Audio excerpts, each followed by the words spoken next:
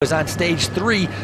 Roadblock, yes. Barricades, yes. Everything. I'm not sure, because the GC guys, you can't always wait until the last day, right, when you attack. You need to be able to try to mix it up a little bit, test some guys. I think there are going to be some attacks on Mount Nebo, which comes on stage 3. But, take the yellow jersey when you can, and that's going to be what's going to be interesting. Hallowesca Citadel, or is it going to be Ruben Campagnoni as we get ready to come down to the finish? Well, I do believe that Robin Carpenter looked better out on the road. I think that he was doing bigger pulls. That doesn't necessarily always translate to being a better finisher. Sometimes you get a little bit tricked by, I feel good now, so I'll pull this hard. When you get in close to the finish line, that might be a little bit too much confidence, and that does go back to bite you. So you see the chase on full blast here. You can see the back of the peloton now looking like it is definitely full speed. The Lupus riders here at the rear. You've got Nova Nordis just in front of him. Silber, incredible job for most of those riders on that team today, having a lot of work had to be done. But I think they're going to be happy with their ride so far. But full speed here in the peloton. We've got the BMC rider slotting into third, Rally just behind them. So now it is really game on, and you got to wonder if they've just gone maybe 5K too late, because if they had done this through the start-finish line the last time through, they had started to pull back 20, 30 seconds. Maybe it would have been a minute and a half. You never know. I mean, Robin Carpenter up front, being that salty, he might have started to cramp a little bit. He might have found himself a little bit light on energy. Here they are climbing this climb out on course. This is a tough little section. It's about a 5-minute climb. It's not the steepest thing out there, but it really does drain you. And you can see that Campagnoni here is struggling just a little bit on his wheel. I think Carpenter, like I mentioned, does look the better of the two, but will that be enough for him to win this stage? So I've been calculating with the time bonuses that they took out on the road, with Robin Carpenter picking up 6, but Ruben Campagnoni has picked up 4. Really, it's going to come down to whoever wins the stage. The 10-second time bonus is that big of a difference. The other rider taking 6 seconds at the finish line, but that discrepancy in time is big enough to be able to make a difference of who is going to be able to take over the yellow jersey. So really, it does come down to, because I was trying to figure out, maybe these guys, I thought Robin Carpenter was 6 seconds, might have had a big enough lead to be able to kind of make a deal. Hey man, I'm going to ride for GC, you get the stage. But from what I'm figuring out unofficially, it really is going to come down. It's going to come down to whoever wins, whoever can get the 10-second time bonus, that will be able to give the yellow jersey. Campagnoni's struggling a little bit more. You can see on the little uphills, he's starting to cramp. He's trying to stretch. He's moving a lot more with his upper body. Robin Carpenter looking more comfortable at this point. And what would happen if there is an attack on this next rise? I mean, that's something that would play into someone like Robin Carpenter's hands being a little bit stronger, maybe being a little bit less likely to cramp.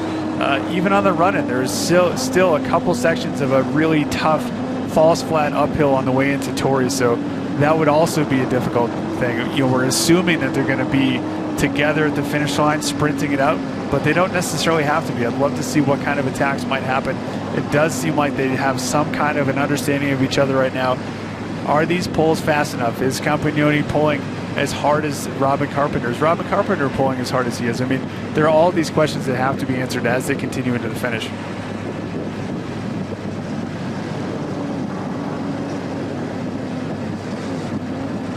"11 kilometers to go, getting into our final portion of Stage 2 from the Larry H. Miller Tour of Utah.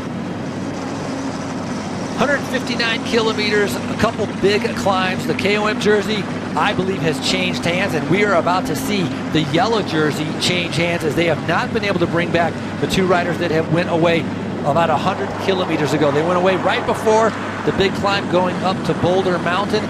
They've been able to continue to work. No team has been able to organize enough to be able to bring them back. Silver was trying, but now Robin Carpenter looking to be able to win a stage of Tour of Utah. I mentioned he was second last year in a stage of Tour of Utah. He's coming off a win of the Cascade Cycling Classic. That's a hilly race here in the U.S., so he definitely has some climbing for him. He's going to be able to look to back that up, try and do something today. But look at the salt, look at the faces as these riders are suffering through the altitude, the heat that has just been pounding down on them all day long. And we're hearing that the Jameis Sutterholm director is feeling confident about how he would do against Robin Carpenter in a 2-up sprint. That is assuming they get to the finish line together. I don't necessarily think that that's really what I would want to do if I were these guys. I think that I'd want to try and get away and really come away clean and get across the line with a small gap. But, you just don't know. That first attack might be enough to trigger someone else to cramp. 10K to go, it's still going to be hard enough. And, just roll you all the way into the line. There are plenty of chances to stab, into it and see what might come of it. Well, they've already done one lap, so they should know when these stabs should be able to take place. We have 10 kilometers to go to the finish. Waiting until one of those later points to be able to take a stab, I totally agree. If you can get away, you might as well test the guy because you have better odds of winning by yourself than coming to the line with somebody else, and you have to take advantage of that. Robin Carpenter right now turning the wheel over. And Ruben Campagnoni, and as you'd mentioned, how much more energy is this taken out of Robin Carpenter? Because these are a lot longer pulls, big pulls. than what Ruben Campagnoni is doing. Yeah, no, I do see that he is really contributing quite a bit. Maybe he is under the understanding that because of those time bonuses that he does have a good shot of taking that jersey, even if he doesn't win the stage. But as you've mentioned and as you've figured out, it really does matter who comes across that finish line first. You do not want to mess up a finish when you have a chance of pulling on the yellow jersey. If this were day 5, 6, of the race, and a stage win is just a stage win, you might be willing to risk a little bit more. But while this stage win comes with the yellow jersey, you do not want to mess around. Yeah, from my calculations, that if Ruben Campagnoni ends up winning, he will be 5 seconds down. Well, not including the 4 minutes and something that they were up. It would be 5 seconds saved. And then if Robin Carpenter, he would be, if he took second, it would be 7. So it puts Ruben Campagnoni in front. It comes down to the win. I believe it comes down to what's going to happen with the win, because they both started 19 seconds behind the leader's jersey. So I was just subtracting from the 19 seconds, calling that even and going from there. 3 minutes and 35 seconds, 9 kilometers to go. BMC now on the front, and as a reminder, 4 seconds are on the line at the end. These guys, just kind of riding and bringing it back. Maybe they bring it back to about, 2.5 minutes, 3 minutes. It doesn't really matter. The rest of the riders not really paying attention. Would you be able to take a guess of who's going to sprint for the third place for the 4 seconds? Because I don't really have an idea of what might happen for that. Well, and I also wonder what the entire Cannondale Drapac team is doing right up there in the front. They do not have a stage win available to them. Yes, they do want to keep it close for GC's sake. But as you mentioned, tomorrow has Mount Nebo in it, which is a massive, massive climb. And that would theoretically counteract the ability of someone like Robin Carpenter to hang in there, especially after spending 100K off the front like he did today. So, BMC, obviously, if they're going on the front right now, it's for Rick Zabel, or it is something along the lines of having a GC push in mind. But watching these guys now, it really is just a little bit too late. Ben King slotting in just behind Betty All here, getting ready to take over. But Trek Segafredo, they showed their hand earlier wanting to be a part of this chase. Now they're not contributing anymore, and really watching this disorganization is something that's confusing to fans out there just tuning in, seeing what's happening in the Tour of Utah. But it's also probably a little bit confusing to the riders who are alongside, trying to figure out exactly what the motivation is of the team next to you.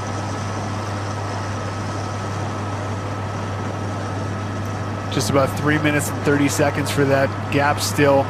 One of the faster downhill sections. Looks like that they have gotten back onto the main road on the way into Torrey now. So this is going to be, again, these 2 long falls flat sections we looked at earlier where Silver was having a hard time in that final chase. Inside 8K to go for these 2 riders. This is going to be it. If you do have good legs, if you're Robin Carpenter, you're watching how Campagnoni's pulling right now. Do you see any chinks in those armors, or have you figured out, I'm going to let this guy pull a little bit longer this time? I'm going to pull a little bit harder this time. I'm going to see just how much I can hurt him before we get to the finish to know exactly how to approach it. Well, we saw these riders in the black jersey last year at Tour of California taking a surprise win with Tom Scullins going away, nobody being able to catch him and taking a win. It was a huge win for the Hincapie team. Right now, Halaweska Citadel trying to make their mark here at the 2016 Tour of Utah. Ruben Campagnoni sitting in after all this riding, man. An easy way to cramp up. I would go sitting down like that. Not a usual position as these guys are trying to stay as quick as possible. They know they're not going to get caught at this point. They know they have the lead. They know they have the time. This is a matter of trying to figure out how to beat each other and how to get to that finish line in front of each other. 10-second bonus at the finish line, 6 seconds for second, and fourth place will come from the main peloton at 3. These guys are going 53 kilometers an hour, so a little bit over 30 miles an hour. Very, very fast section, but here's that long falls flat uphill section on the way back into town. This is going to be really tough because I feel like if you're Robin Carpenter, you just have gone ahead and put yourself in this position to battle it out with just one other rider for the finish. You want to take time on the peloton on one hand. You want to take the chance to sit on the back of Campagnoni when he does pull through, but you want this win. You want to get away. You want to win this thing solo and go across the line first. And Campagnoni is thinking the exact same thing. 5 kilometers to go for stage 2 as they're coming into Torrey. 3 times we've been here, we've seen a group sprint, we've seen a solo, and now we're seeing 2 riders come in unless one rider can separate themselves from the other, and then we'll have another solo ride. Main pack is way in the back as we're under 5 kilometers to go, and the time last time was 3 minutes and 20 seconds. It was up as much as 6 minutes and 35 seconds, and they just in the last lap, Silber, who was riding on the front, decided to sit up, said we've had enough. We're not able to bring it back because it was still a 5-minute gap. Different teams now have come to the front, but it's been a little bit too late right now. These 2 riders, not much of a threat for the overall classification when we get to the end of the Larry H. Miller Tour of Utah, but they are a threat to be able to take the win and take the yellow jersey, whoever can cross that finish line first. Back at the peloton now, you get the Cannondale Drapac squad on the front with the full chase happening. Looks like it might still be Alberto Bedial on the front, BMC alongside. These guys are not looking at very much more distance to try and do some damage. See him try to do a little bit of pedaling while in the super tuck position. We all watched the Tour de France and wondered exactly how long Chris Froome is going to be able to hold that on his attack for the finish early in that week, but he was able to pull it off.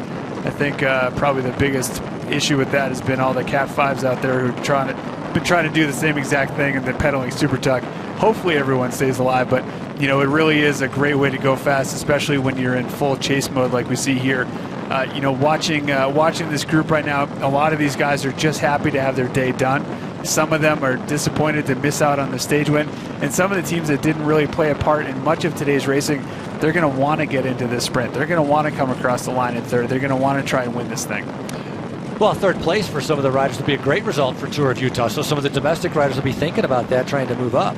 A lot of it also staying in position, you know, because as this gets a little bit chaotic, the speed picks up. You don't want to get messed up in a crossing of wheels or crashing. So GC guys have to pay attention. The yellow jersey is in there somewhere, you know, so he's done a great job in defending it. But he knows right now that he's going to lose the yellow jersey at the end of the day. The French team, Fortuna Vital Concept right now, along with Garmin, stringing it out as we go back to our 2 leaders, getting into the final kilometers of the race.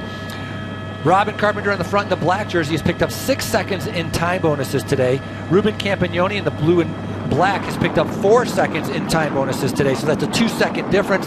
The problem is at the finish you have 10 seconds for the winner and 6 seconds for second, and that's going to be a difference of 4 seconds. So that is where the difference is going to be. Whoever wins is going to have a 2-second lead on the other rider to be able to have the yellow jersey.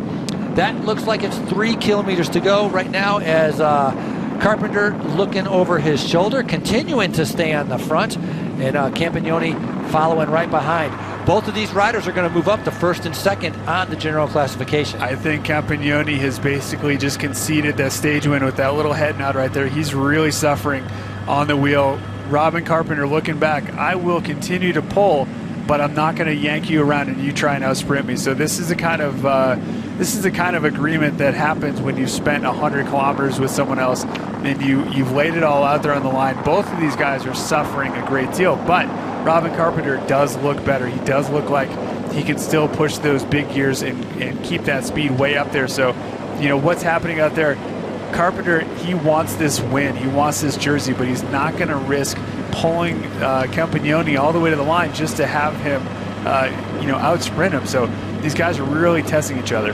It's kind of interesting, though. We see the Tour of Utah, one of the caravan vehicles there. Oh, I was about to say, I don't see the team cars. I'm surprised the team vehicles aren't a little bit closer behind their main two guys following their riders. Normally, Halowesko Citadel and the Jamis team cars would be like actually in front of that as they are trying to get into the final kilometers. They are going to be happy to be able to have this over, and you can see Campagnoni really struggling. And again, he is a good sprinter. He has fast legs, but Robin Carpenter drilling it right now. You said they built up a relationship over the 100 kilometers that they've been going. They're friends right now. They've been holding hands for a while.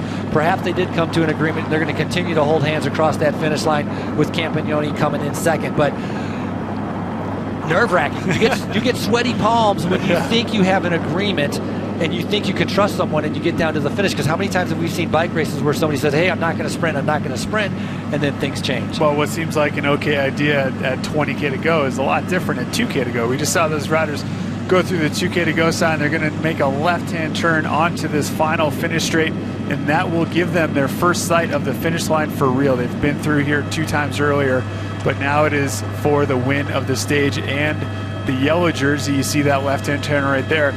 Tori has welcomed the Tour of Utah 2 other years, and now this is going to be a great way to finish off the day. Started off incredibly difficult, way out in Escalante. It has gone along one of the most beautiful roads in Utah, and now it is all down to this final sprint into Tori. Final stretch of road, 1.7 kilometers from that final corner is the 2016 Larry H. Miller Tour of Utah Stage 2 about to be completed. Ruben Campagnoni right now from Jamis Sutter Home heading in towards the finish. Robin Carpenter in second position in the black jersey. Perfect position for Robin Carpenter as long as he can stay back there. Not a long sprint that you want to be able to lead out, because as you said, 1 kilometer to go. It's one long road, so it's deceiving on where that finish line is. You see it up there, but it's actually not there because it continues to go away from you. And it's a little bit uphill, as you can see. It's been uphill the entire way to the finish. And it looks like this will be a 2-up sprint for the win and a 2-up sprint for the yellow jersey. These two have spent quite a bit of time together, all taking pulls all along this route. Both of them covered in salt. They've been sweating out all kinds of stuff all day long, where the effort required to go up and over these 2 big climbs and now continue to ride in 90+ degree temperatures at altitude. It's all coming down inside the final few hundred meters. And who would have thought the early time bonus that Robin Carpenter took, taking those 3 seconds, would have made a difference, as Carpenter now is on the left-hand side of the road, looking over his shoulder. Campagnoni is spent. He has no legs to respond to the attack of Robin Carpenter. Coming into the finish, Robin Carpenter is going to win Stage 2 of the Larry H. Miller Tour of Utah. A pump of the head coming off of a stage win, or an overall win at the Cascade Cycling Classic, and now this is a bigger win as he pockets Stage 2 from Escalante to Tori, and more importantly, takes the yellow jersey of the Larry H. Miller Tour of Utah. Halowesko Citadel, this is what they came here to do, and this is exactly what they have accomplished, as Robin Carpenter took those long pulls and now is celebrating in grand style here in downtown Tori. So great to see how excited he is to get this stage win. A long time in the making, as you mentioned, Frankie, but man, testing times as he just continued to pile salt onto his jersey. Now you can just see the sigh of relief as he comes across the line. You know, that attack at 500 meters was enough to dispatch the Campanillo, but you know, really those two were very evenly matched for the majority of the day. But Robin Carpenter here with his Halowesko Citadel staff members, you can just tell that he had more in the tank for later, saved it up, and really had a great attack at 500 meters ago. Great attack and a great ride all day, because who would have thought at the beginning of the day that 2 riders were actually going to make it to the finish with over a 3-minute lead, taking the yellow jersey. Robin Carpenter will take on the top step of that podium as the leader of the Tour of Utah. The main peloton now coming in. Ruben Campagnoni, who was with him, is going to take over second place in the general classification. Those early time bonus sprints making all the difference to who is going to be the leader. 4 seconds on the line right now. Rest of these riders with 1 kilometer to go. Trek Segafredo on the front. United Healthcare in second, and Trek Segafredo in third and fourth and fifth maybe positions. A couple of the other riders setting up position. Surprised putting in this much effort for the sprint, as there were some of the other riders coming up to the finish line here in Tori. You see Tanner Putt there leading out Marco Canola from United Healthcare, jumping on the back of the BMC rider off the front. But it looks like Rally is jumping in there as well. Might be Eric Young sitting in just behind it, about 5th position. 500 meters is a long ways to go here. We've got Tanner Putt really hitting the front hard, trying to give Marco Canola a great shot at this window. You have another Holowesko Citadel rider, might be Travis McCabe in 3rd position, and he's really going to want to go for the 1-3. That is a big deal, but Keel Reinen just on his wheel is not going to want to let that happen. Travis McCabe leading out the sprint. Keel Reinen now turning in the turbocharge, trying to come around him as it's a sprint to the line for 3rd. 4 seconds on the line, and Travis McCabe trying to hold him off as Keel Reinen is going to have to sit in the saddle and accept 4th place as McCabe will take 3rd. A fantastic finish. Glad everybody finished across the line safely. Everybody stayed on their bikes coming through to the line, but definitely a big surprise and a ton of a celebration for Holowesko Citadel. Very interesting to see what some of the other riders or other teams may say a little bit later on about what happened in this race to be able to allow 2 riders to get 3.5 minutes up so early on in stage 2 of the Larry H. Miller Tour of Utah. Unofficially, there's our results. Robin Carpenter, this is on the stage, taking the win with Ruben Campagnoni 5 seconds back. So the time gap came down to 2 minutes and 7 seconds with Travis McCabe, Keel Reinen, and David Tanner. David Tanner 7th yesterday, 5th today, as our Chris Stahl has to congratulate his team for doing a great job in trying to keep